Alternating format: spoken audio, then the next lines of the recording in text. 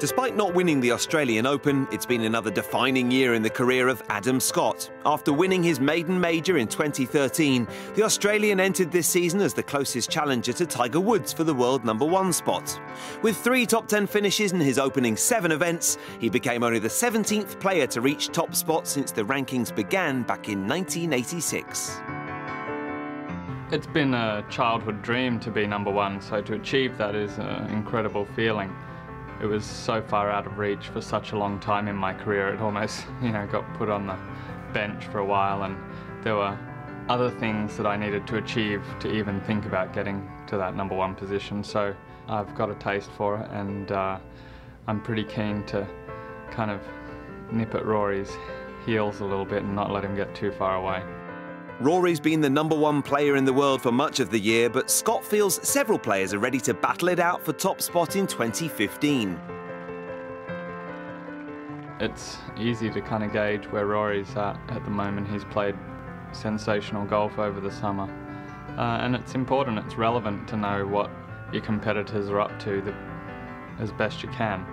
And I'm sure he's not trying to give too much away, but I think we're all looking forward to getting into next year, and he's got to be so fired up to get to Augusta. I certainly am, and I think a few other guys, probably Sergio as well. He's played such a solid summer of golf and a good solid year. He's got to be thinking it's his time to start, making all his dreams come true on the golf course. 2014 has been a pretty solid season. I feel I've played a lot of good golf, just not 4 days in a row often enough. And that's really the key. You want to be able to string a few weeks a year together where you're playing 4 solid days in a row, and maybe something's just been slightly off. But there's been a lot of solid golf.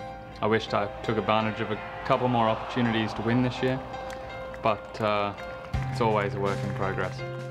Life off the course has been a key ingredient to the 34-year-old's recent success after his marriage in the Bahamas back in March.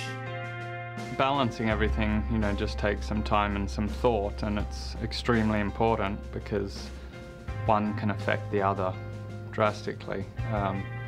I'm sure my wife likes me playing good golf because I come home in a much better mood, so there's got to be some understanding and some advice given to me by Greg Norman and other people early on in my career that I probably didn't pay much attention to when I was 20 years old, because you're not thinking about it, but time management is just so important, and being very efficient with your time, whether it's practicing, playing, setting your schedule to allow yourself the time away from the golf course as well, and to be able to enjoy it, because you need to have that nice balance in your life, and it's different for different people, but managing your time is the hardest thing, I think, while you're out here. Adam has been a professional for 14 years now and has won some of the biggest titles in the game, but he's always had lofty ambitions, and they very much remain. I've had a good career for sure, but it's not the complete career that I dreamt of yet. I think I dreamt of more as a kid, and I think that's all that I need to motivate me to go further. If I look back at what I thought about when I was playing golf as a junior, or even playing golf up and down the street with a plastic golf ball, I dreamt of winning lots of majors, being the greatest Australian golfer there is, and I think I need to add a few more things under the resume before I can even get close to that.